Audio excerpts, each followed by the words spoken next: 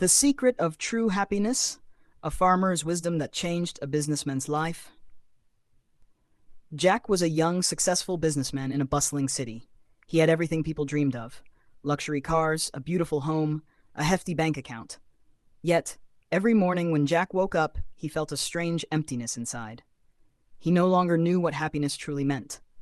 Endless meetings, back-to-back contracts, sleepless nights filled with anxiety, they all left him increasingly drained. One day, Jack decided to take a break from city life.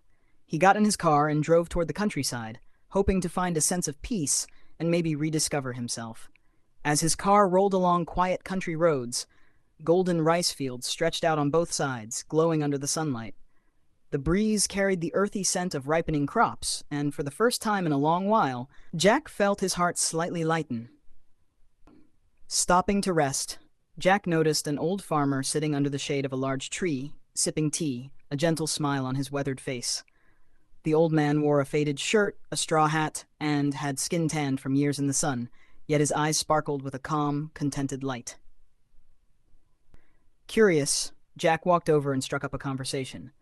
"Hello, sir," he said. "You look so happy and relaxed. Aren't you worried about the harvest, about money?"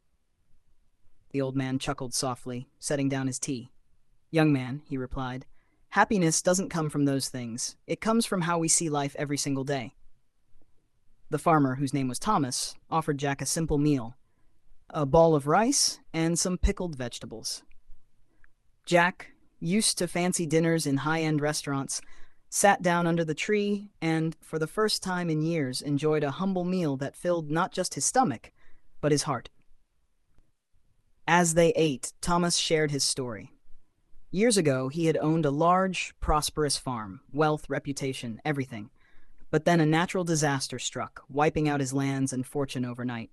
Instead of sinking into despair, Thomas chose to rebuild his life slowly, simply. He learned to appreciate small moments: the taste of tea in the morning, the laughter of neighbors, the warmth of the setting sun.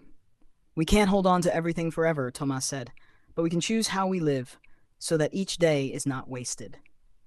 Jack sat quietly, deeply moved. His mind flashed back to all the things he had missed over the years. Family dinners he skipped for meetings, invitations from friends he declined because of work, peaceful afternoons he never noticed because he was too busy staring at his phone. Sitting there in the middle of a wide-open field with the breeze on his face, Jack felt small. But, surprisingly, he also felt free. When Jack returned to the city, he made a decision: to change. He began working more mindfully,